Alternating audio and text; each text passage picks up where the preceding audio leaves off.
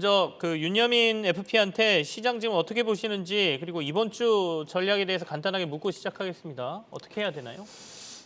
일단은 지난주 이제 금요일에 네. 좀 미국이 좀 약간 좀 하락을 하면서 좀 그 영향으로 우리나라 시장은 좀 약보합으로 좀 출발을 했다라고 좀 말씀드릴 수 있을 것 같은데, 일단 미국 같은 경우 이제 금리 인상 관련돼서 사실 대부분 다 알고 있었지만 결국 이제 FOMC 회의록에 나오면서 좀 금리 인상도 좀 급격하게 50bp를 뭐 3번 이상, 그 다음에 지금 QT 관련돼서도 상당히 좀 구체적으로 나온 부분에서 살짝 좀 시장이 놀랐다고 볼 수 있을 것 같고, 다만 이제 미국도 그렇고 우리나라도 그렇고 어느 정도 지금 지지력 테스트는 좀 들어가지 않나 좀 생각이 들고 있습니다. 특히 이제 코스피 같은 경우는 한 2,700선, 코스닥 같은 경우는 좀 920선 정도의 지금 지지력 테스트가 계속 들어가고 있는 상황이기 때문에 네. 이 구간에서 좀 약간 저가 매수세가 좀 들어올 수 있지 않나 좀 생각을 하면서, 사실 금요일 같은 경우, 지난주 금요일 같은 경우도 이제 전약 후강의 좀 모습을 좀 보였다는 점, 이런 부분이 오늘도 약간 그런 모습이 나오지 않을까 좀 생각을 하고 있고, 특히 이제 지난주에 이제 금리 인상 관련된 부분에서 좀 미국 이슈가 있었지만 우리나라도 이제 금융통화위원회가 지금 14일 날 좀 열리고 있는 상황이고, 사실 목요일 날 옵션 만기일까지 좀 우리나라 같은 경우 좀 이슈가 좀 있는 상황이라 말씀드릴 수 있을 것 네. 같습니다. 특히 그리고 이제 글로벌 이슈를 보게 되면 이제 오늘 프랑스 이제 대통령 대선 결과 1차 나온다고 얘기가 나오고 있는 상황이고, 뭐 비축류 관련된 부분도 얘기가 나오고 있고, 특히 금요일 같은 경우는 좀 종교적인 부분으로 인해서 좀 휴장이 되고 있는 부분이 있기 때문에 글로벌 증시 같은 경우 월요일부터 목요일까지 어떤 그런 스탠스를 보시면 좋지 않을까 말씀을 드려보도록 하겠고, 네. 우리나라 같은 경우는 이제 이번 주 좀 금리 인상 관련된 특히 이제 내부적인 부분들, 여기에 좀 어닝 시즌이 좀 같이 좀 어울리는 부분이 있기 때문에 시장은 계속 이제 숫자와 계속 관련된 부분에서 좀 확인이 필요한 작업이 계속 진행되지 않을까 좀 말씀을 드려보도록 하겠습니다. 네. 해외는 15일이 부활절 휴장입니다. 그래서 예, 금요일이죠. 금요일, 그러니까 15일. 그렇게 생각하시면 되고, 이번 주 14일 날 금통위는 지금 한 90% 정도 설문조사로 보면 금리 동결이 될 것이다라는 얘기는 나오는데, 뭐 내일 미국의 뭐 CPI나 이런 거 보면서 또 얘기를 좀 해야 되지 않을까 싶습니다. 그러면 시장 보면서 또 얘기를 진행해 볼게요. 아까 제가 채팅창을 잠깐 보니까 후성에 대해서 궁금해하시는 분이 있더라고요. 우리 후성부터 좀 점검해 보고 갈까요, 윤여민 FP? 예, 일단은 이제 뭐 이 천지 관련된 네. 종목들이 사실은 좀 많이 이제 어떻게 보면 오르는 모습, 특히 이제 양극재를 좀 중심으로 좀 올라가는 모습을 좀 보여주면서, 최근에 이제 어떻게 보면 좀 종목 장세에서 이젠 좀 업종 장세로 좀 바뀌는 부분이 아닌가? 여기에 이제 이천지 관련된 섹터가 좀 선두로 나섰지 않을까 좀 생각을 하면서, 관련된 종목들의 좀 이제 어닝 시즌 관련돼서 좀 숫자에 대한 부분이 좀 상당히 관심이 집중됐다 말씀드릴 수 있을 것 같고, 후성도 좀 그중에 하나가 아닐까 좀 생각을 하고 있는데, 뭐 네. 아직까지는 실적이 발표된 건 아닙니다만 1분기 실적과 관련돼서 좀 이제 상당히 좋은 어떤 컨센서스가 좀 형성되고 있다고 말씀드릴 수 있을 것 같고, 특히 이제 영업이익 같은 경우 1분기 영업이익이 한 403억 정도 지금 기록할 것으로 관측이 되면서, 영업이익 같은 경우는 적자에서 흑자 전환으로 좀 추정이 예상된다 말씀드릴 수 있을 것 같습니다. 결국 이제 좀 중국 전기차 시장에 대한 고성장 관련된 부분들, 여기에 좀 판가가 이제 좀 전가가 되면서 좀 실적에 좀 개선 요인이 좀 있지 않을까 좀 생각을 하고 있고, 네. 결국은 이제 유럽 시장이 어느 정도 다시 한번 움직일 수 있지 않을까 하는 좀 생각을 하면서, 제가 볼 때는 지금 후성 같은 경우도 2024년 하반기부터 지금 성장 속도에 대한 부분이 좀 재평가될 것으로 보이고 있기 때문에, 결국 이 천재 섹터 같은 경우 현재의 어떤 실적도 중요하지만 향후에 좀 실적이 얼마나 좀 더 개선될 것인가에 대한 그런 부분이 계속 지금 제가 볼 때는 좀 같이 좀 올라오지 않나 좀 생각을 하면서, 네. 2024년부터 지금 후성 같은 경우 중국뿐만 아니라 유럽 쪽의 어떤 매출도 본격화될 것이다라는 얘기가 나오면서, 사실은 지금 업사이드가 좀 상당히 많이 올라가고 있는 상황입니다. 지금 작년 전고점이 지금 26,000원인데 지금 대부분의 목표가는 지금 3만 원을 넘어가는 상황이기 때문에, 그러한 측면에서 지금 어떻게 보면 좀 수급이 조금씩 들어온다라고 좀 말씀을 드릴 수 있을 것 같습니다. 지금 2만 원대로 주가가 올라선 상황이긴 한데, 그러면 앞으로 어느 정도까지 저희가 봐야 될 것 같습니까?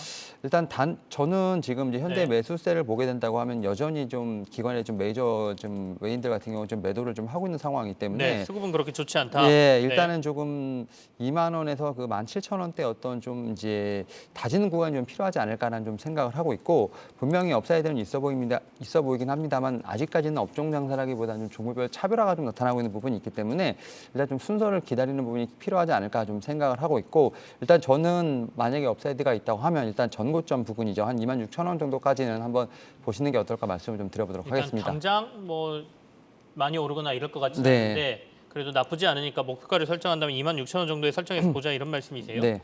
박소영 캐스터하고 얘기 좀 나누겠습니다. 소영 캐스터, 오늘 시장이 그렇게 좋지는 않습니다. 어떻습니까? 좀 눈에 띄는 업종이 좀 보이나요? 네, 오전에 많이 훑어봤지만 그래도 네. 좀 안 훑어본 종목들을 살펴보면요. 네. 오늘 HMM이 3%의 상승을 보이고 있습니다.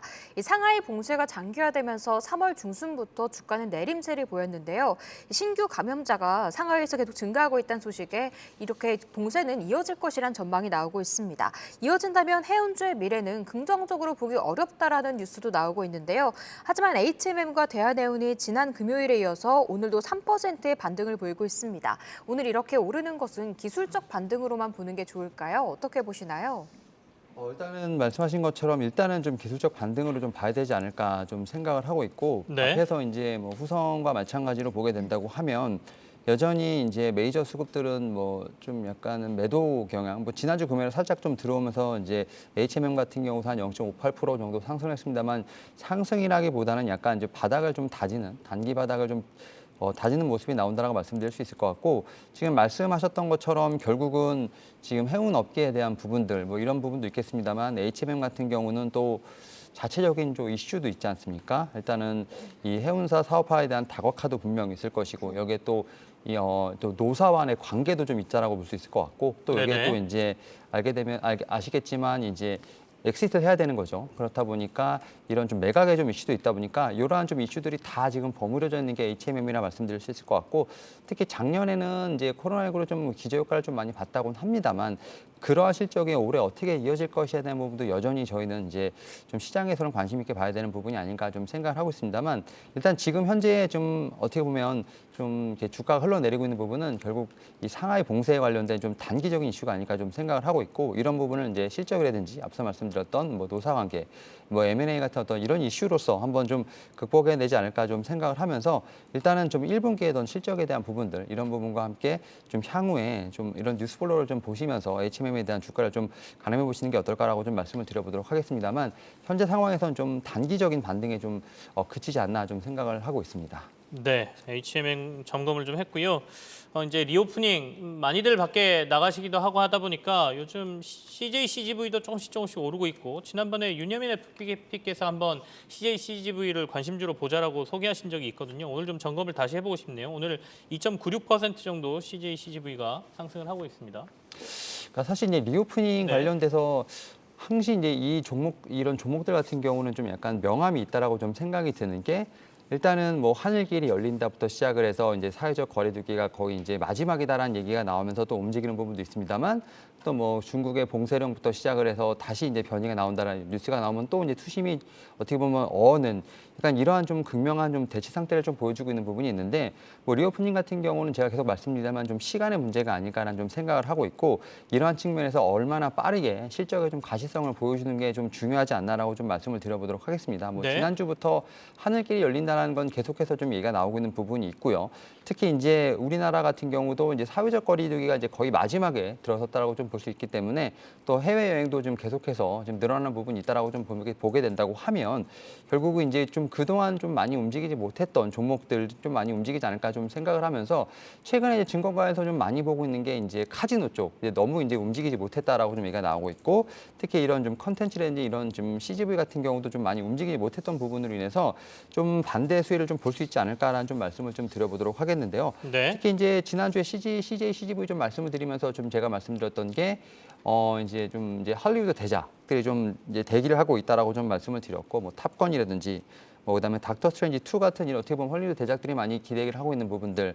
근데 한간에는 이제 좀 이제 그 영화 관람료가 좀 인상됐기 때문에 좀 극장을 많이 가지 않을까라는 좀 말씀을 늘 하시는 부분도 있겠습니다만 최근에 뭐 항공료라든지 이런 숙박업이 다 올라가고 있는 상황이기 때문에 네. 이러한 측면에서 CJ CGV만 어떻게 보면 영화 인상을 하지 않는다는 것도 어떻게 보면 제가 볼 때는 재무제표나 이런 부분에서 좀 말이 안 된다고 생각을 하고 있기 때문에 결국은 좀 안타깝지만 좀 이런 현실을 좀 받아들이면서 영화관을 갈 수밖에 없는 상황이 되지 않을까 좀 생각하고 있습니다. 그렇죠. 이미 가격이 올랐습니다. 네. 오르고 있고 앞으로도 그 영화관들도 CJ CGV도 고민이 많은 것 같아요. 서울에서 굉장히 큰 영화관 중에 하나가 용산이거든요. 용산의 대형 그 관을 네. 이번에 보니까 아이들 키즈존으로 바꿔가지고 영업을 하고 있는데 거기 매출이 어마어마하게 나온다는 얘기가 있습니다. 그래서 앞으로 CGV가 어떻게 변하는지도 저희가 좀 보겠습니다. 박세윤 캐스터. 네. 앞서 저희가 이제 HMM 받고 또 다른 거 지금 확인해야 될 게 뭐가 있을까요? 요즘 이제 밖에 많이 나가시니까 리오프닝과 관련돼서 조금 오르는 데들 없습니까? 네, 리오프닝과 관련해서 오늘 또 화장품주들도 좀 살펴보고 싶은데요. 기존의 화장품주들이 많이 올라오기는 했지만 전반적으로 차트를 보니까 LG 생활건과 같은 대형주들은 좀 내림세를 이어가고 있는 게 포착되고 있습니다. 이 연우나 연우나 토니모리, 이츠한불 같은 중소형주들이 조금 더 탄력적인 움직임을 나타내고 있는데 그럼 대형주보다 이런 중소형주의 더 매력도가 높다고 보는 게 좋을까요?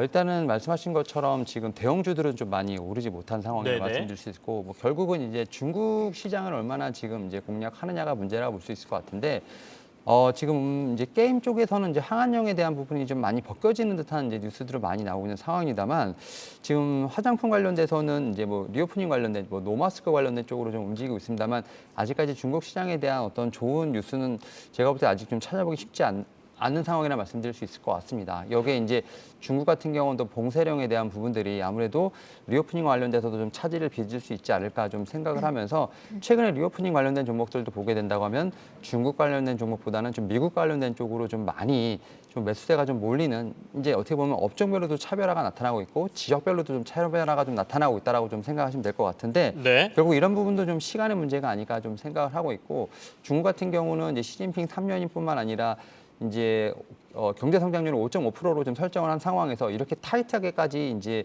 봉쇄를 할 수 있을지에 대한 부분들 이런 부분 사실 저는 퀘스천이라고 보거든요. 이런 측면에서 봤을 때 마스크도 이제 계속 벗는 상황이 나오고 이제 우리나라도 어느 부분 정점을 좀 지나가고 있는 상황이기 때문에 이런 측면에서 보게 된다고 하면 중국도 좀 머지않아 좀 봉쇄령을 풀 수밖에 없는 상황이라 말씀드릴 수 있을 것 같고 결국 이제 화장품 같은 경우는 이제 고가 라인 혹은 이제 OEM, ODM 쪽에 대한 부분을 좀 계속해서 봐야 될 부분이 있는데 중국의 이제 화장품 업체들이 얼만큼 성장하는지에 대한 부분도 계속 체크를 해봐야 되지 않을까 좀 생각을 하면서 오히려 이제 온라인 쪽이라든지 이런 ODM, OEM 쪽 관련된 쪽 혹은 이제 이런 화장품과 연결돼서 헬스케어로 넘어갈 수 있는 이런 좀 종목들 중에서 실적 가시성 있는 종목들 한번 좀 계속 체크해 보면 어떨까 좀 말씀을 드려보도록 하겠습니다.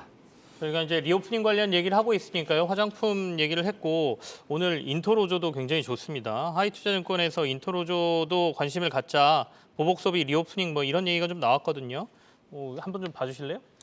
지금 이제 말씀하셨던 것처럼 네. 결국은 이제 일상으로 돌아가다 보니까 이제 어떻게 보면 마스크를 벗게 되고 이제 기초보다는 이제 색조죠. 이런 쪽으로 좀 가다 보니까 이제 어떻게 보면 이제 사람들의 이제 외모를 신경 쓰게 되고 그러한 측면에서 보게 된다고 하면 이제 렌즈라든지 이제 안경을 좀 벗고 렌즈를 좀 더 끼지 않을까라는 좀 그런 측면에서 봤을 때 이 이제 회사 같은 경우 좀 좋은 리포트가 좀 나오고 있다 말씀드릴 수 있을 것 같고 결국 이제 이 회사도 OEM, ODM이라 볼 수 있을 것 같은데 이제 컨택트 렌즈를 이제 제조하고 판매한다고 볼 수 있을 것 같고 지금 국내에서는 자체 브랜드로 이제 클라렌이 좀 나오고 있는 상황이라 말씀드릴 수 있을 것 같은데 결국 이제 증설에 대한 부분들이 좀 계속 얘기가 나오고 있는 것 같아요. 지금 수요에 대한 부분을 좀 맞추기 위해서 증설을 한다라고 좀 볼 수 있을 것 같고 특히 이제 일본 시장에서 좀 주력 제품이 이제 원데이 컬러 렌즈가 좀 지속적으로 성장을 하고 있다라고 좀 얘기가 나오고 있는 상황입니다. 특히 이제 원데이 같은 경우는 어떤 위생상이라든지 관리상에 상당히 좀 평일한 부분이 있죠. 한 번만 끼고 버리는 부분이 있기 때문에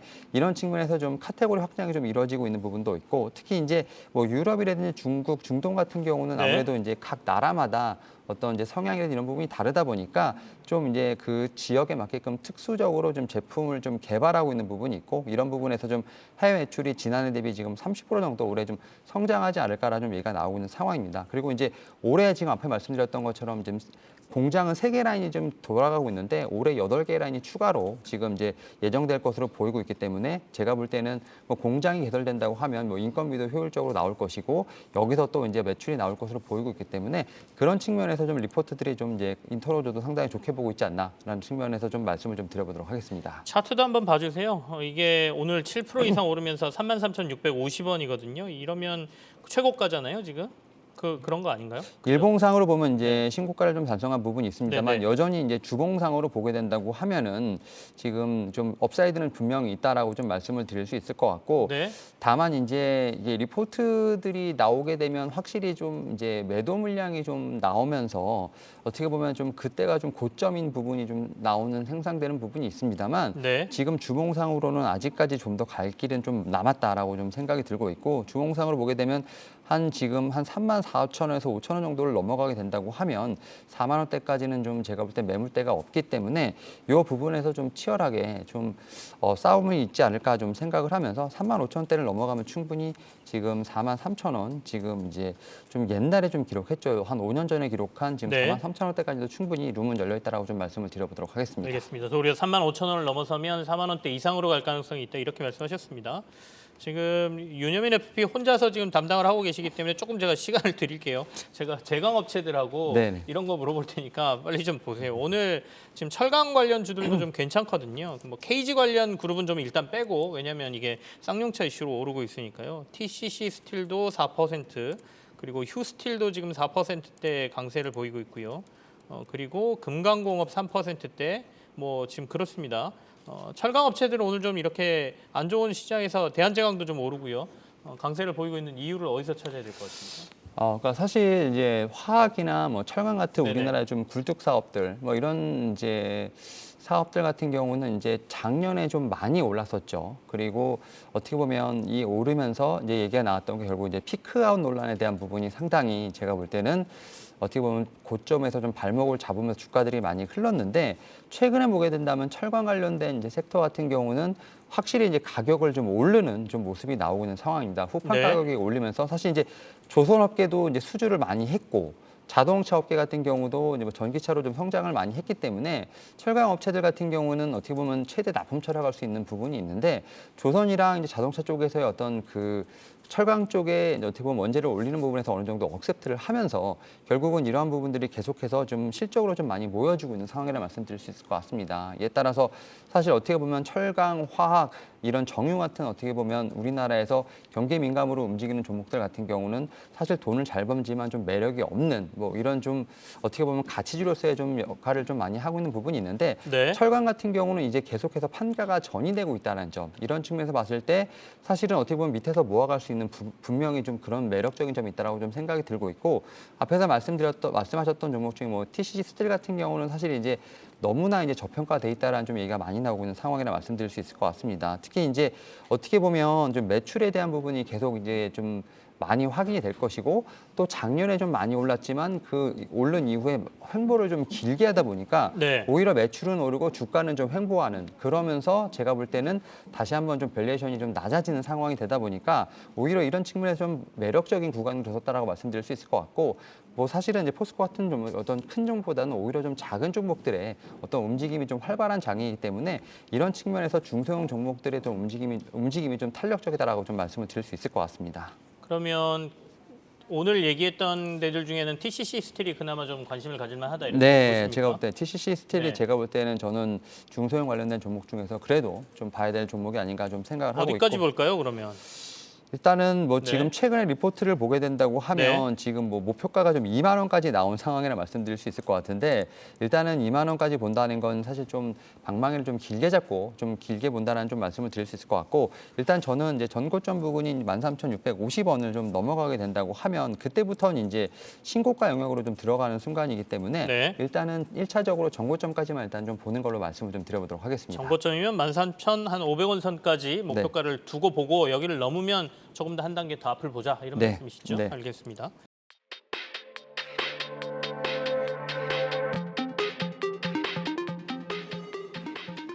패러다임 랩스의 김병희 대표가 전화 연결되어 있습니다. 김 대표님, 네, 안녕하세요. 중국에서 어떤 정책이 발표된 건가요? 네, 베이징에서 수소차와 관련된 새로운 정책을 발표해 장려금을 지원할 것으로 좀 전망되고 있습니다. 네네. 중국 정부는 지난 2016년 발표한 수소차 보급 로드맵에서 2025년까지 수소차 5만 대, 충전소 300개소, 2030년 100만 대개, 1000개소로 확대 정비한다는 목표를 설정하고 프로젝트를 진행하고 있습니다. 중국에서 수소차 시범도시에 대한 보조금 제도가 시행되면 지방정부가 관련 자본 유치와 인프라 정비에 더욱 적극적으로 나서면서 수소차 보급이 가속화될 것으로 예측되고 있습니다. 전기차에서는 강국인 중국도 수소차 시장에 대한 적극적 육성에 나서고 있습니다. 2016년에서야 신에너지차 기술 로드맵을 공개하고 상용차를 중심으로 한 수소차 시장을 키워오고 있습니다. 특히 상하이와 우한 등 수소차 보급에 적극적이고 여기에 수도 베이징까지 나선 것입니다. 베이징시는 앞서 2023년까지는 수소차 누적 판매량 3,000대, 세계에서 5개 기업을 키우고 85억 위안의 시장을 창출하기로 했으며 베이징시는 또 남구 디싱구를 국제 수소 에너지 시범구역으로 지정하고 관련 기업과 인프라를 집중하기로 하는 등 적극적인 시장 육성에 나서고 있습니다. 현재 글로벌 수소차 시장에서는 현대자동차가 앞서고 있고 중국에서도 적극적으로 육성하고 있는 상황입니다. 이와 더불어서 최근 국무총리로 지명된 한덕수 국무총리 내정자는 수소 정책에 관심이 많으며 총리가 된다면 수소 산업에 대한 적극적인 정책을 펼칠 것으로 예상되어 국내 수소차 시장에도 긍정적으로 이어질 거라고 판단됩니다. 최근 이러한 이슈로 수소차 관련주가 좀 부각을 받고 있는데요. 수소차에 영향을 쏟고 있는 효성 첨단 소재와 두산 퓨얼셀 종목을 관심 깊게 보시면 좋을 것 같고 관련 테마 중에서는 최근 이슈가 되고 있는 유니크와 JNK 히터도 같이 보시면 좋을 것 같습니다. 네, 이상입니다. 네, 고맙습니다. 김병희 대표님. 네, 감사합니다. 관련주 몇 개를 말씀하셨습니다. 효성 첨단 소재는 앞서 제가 지난주에 실적 전망이 좀 올라간 종목 중에 포함되어 있는 회사고요. 두산 퓨얼셀도 얘기하셨고 관련돼서 시장에서 수소 관련주들의 움직임도 저희가 좀 봐야 될 것 같습니다. 박성현 캐스터. 네. 지금 저희가 수소라고 하면 이게 결국엔 친환경 쪽이라고 봐야 되는데 오늘 친환경주들 움직임은 좀 어떻게 보이세요? 네, 오늘 한화솔루션을 시작으로 풍력에너지주인 CS윈드까지 전반적으로 좀 빨간불이 들어오고 있습니다. 네. 하지만 좀 긴 관점으로 보면 주가는 좀 횡보하고 있는 모습을 나타내고 있는데요. 유럽 등 전 세계에서 확대한다고 하니까 전망은 그래도 긍정적으로 보면서 좀 긴 관점으로 지켜보는 게 좋을까요? 네, 일단은 말씀하신 것처럼 이제 친환경 에너지 사실은 좀 작년부터 좀 주목을 받았었습니다만 이제 메타버스라든지 이제 이런 NFT 쪽에 좀 이제 매수세가 좀 몰리면서 오히려 좀 후순위로 밀렸다라고 말씀드릴 수 있을 것 같고 네. 최근에 또 원전과 관련된 쪽에서도 좀 약간 순위가 밀려가고 있는 모습을 보이고 있습니다만 이제 앞에서 좀 보셨겠지만 이제 중국뿐만 아니라 뭐 유럽 같은 경우 이제 미국도 어떻게 보면 세계적인 흐름으로서 지금 탈탄소 관련돼서 좀 진행이 되고 있는 부분이 있다라고 말씀드릴 수 있을 것 같고 특히 이제 우크라이나 사태를 통해서 더욱더 에너지 자립에 대한 부분들 특히 여기에 또 친환경에 대한 부분들이 많이 좀 집중이 되면서 사실은 우리가 좀 생각했을 때 친환경하면 이제 풍력이라든지 태양광 여기에 뭐 수소까지 뭐 전기차는 물론이고요 이런 쪽으로 좀 집중이 되냐 말씀드릴 수 있을 것 같은데 아직까지 이제 풍력과 태양광 쪽은 좀 많이 빛을 못 발하고 있는 상황이고 특히 수소 같은 경우는 이제 관련된 법이 아직까지 좀 국회에서 계류를 하고 있다 보니까 이런 측면에서 모멘텀을 못 잡고 있다라고 좀 말씀드릴 수 있을 것 같은데 확실한 건 이제 유럽 같은 경우는 이제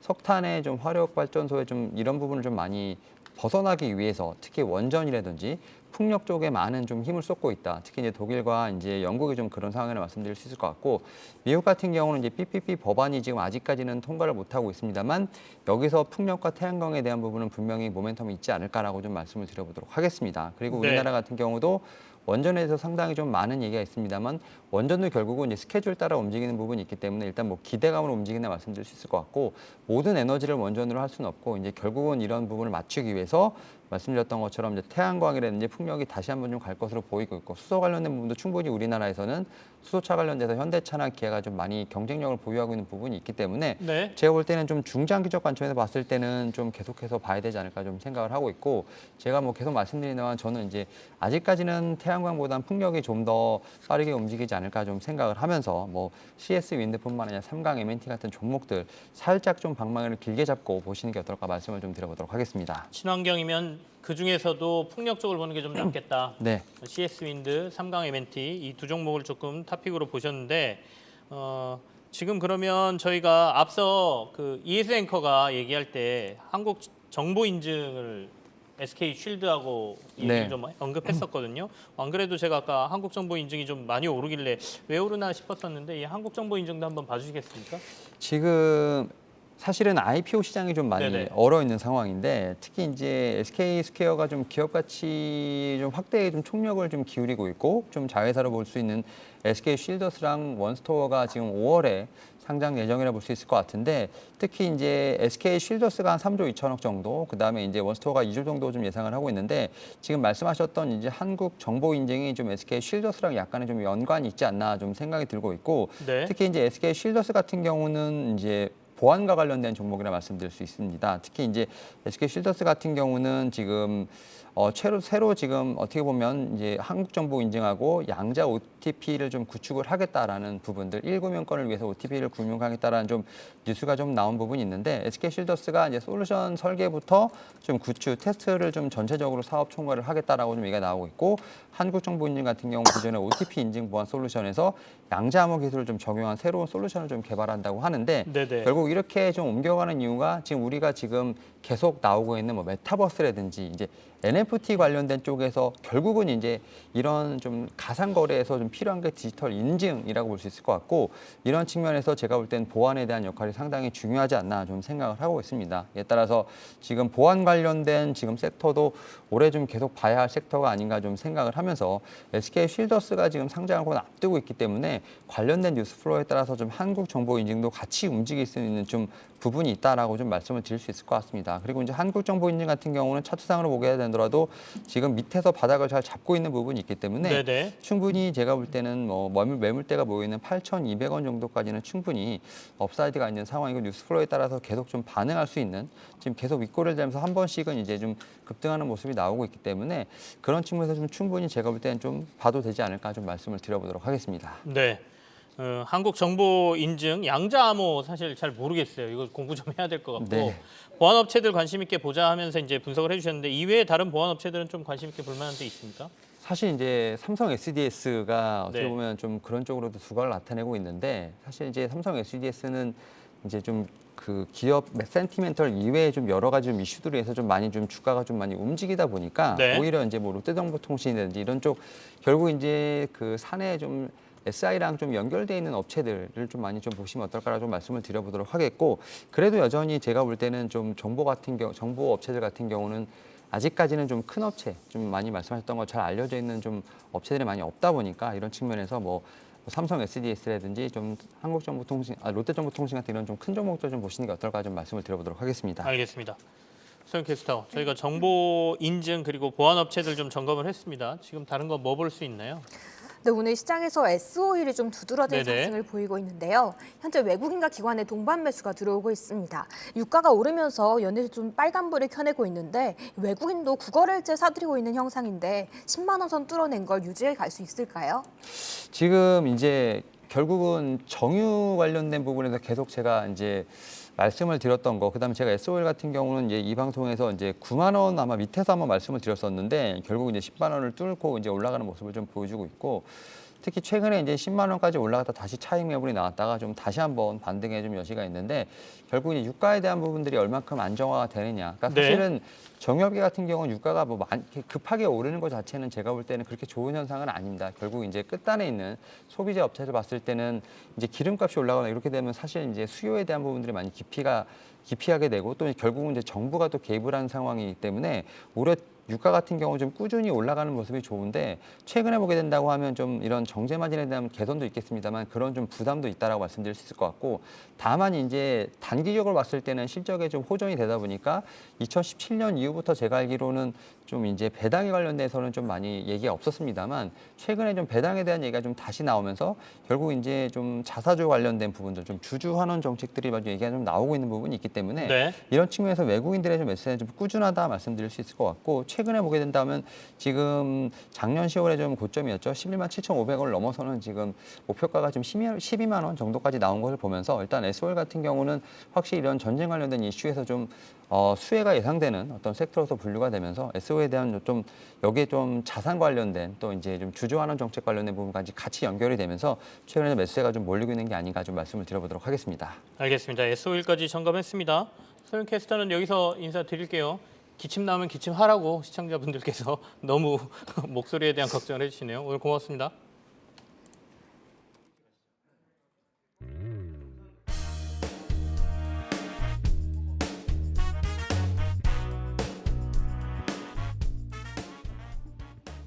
네, 이 시간 공략주 윤여민 FP가 가져오신 종목 같이 점검을 하겠습니다. 오늘 어떤 종목이냐면 대한항공 가져오셨습니다. 저희들이 뭐 다 아는 회사니까 이 회사가 어떤 회사다 보다는 앞으로 어떻게 될 거다라는 얘기를 좀 드려야 될 것 같습니다. 어떻습니까?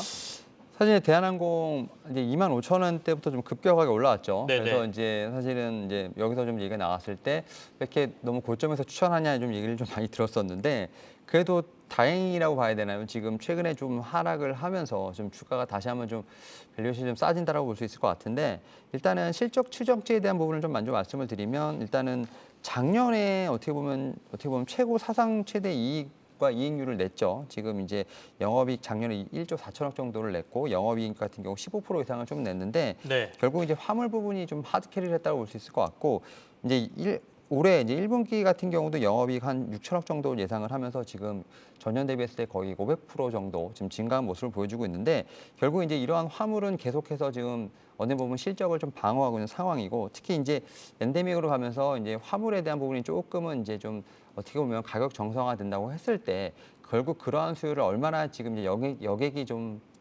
받아갈 수 있느냐 어떤 이런 부분에서 좀 정확하게 보는 로테이션이 잘 일어날 수 있냐가 좀 중요할 것으로 보이고 있는데 최근에 보게 된다면 여전히 좀 여객에 대한 수요는 좀 점진적으로 이루어지는 부분들 급박하게 일어나기보다는 이제 급작스럽게 올라가기보다는 좀 점진적으로 일어나는데 그런 측면에서 봤을 때 그 사이에 좀 화물에 대한 어떤 이 실적은 어느 정도 방어가 되고 있기 때문에 여타 LCC에 대비했을 땐 그래도 실적이 좀 견조하게 나타나지 않을까 좀 생각을 하고 있고 네. 결국 저는 이제 또 주목하는 부분 중에 하나가 이제 아시아나 합병 관련된 부분이 좀 계속 제가 볼 때는 좀 봐야 할 키 이슈가 아닐까 생각을 하는데 결국 이제 대한항공과 아시아나가 좀 합병이 된다고 하면 결국 이제 뭐 국내선 여객 같은 경우는 뭐 4,400개 정도가 되고 있고요. 특히 이제 뭐 비중이 한 48% 정도가 되고 있기 때문에 제가 볼 때는 좀 압도적인 제가 볼 때는 점유율을 좀 바탕으로 해서 전략적인 우위를 좀 점유할 수 있지 않을까 좀 생각을 하고 있기 때문에 이런 측면에서 봤을 때 저는 좀 리오프닝 관련된 쪽 그리고 이제 또 시장 점유율 측면에서 봤을 때 좀 압도적인 어떤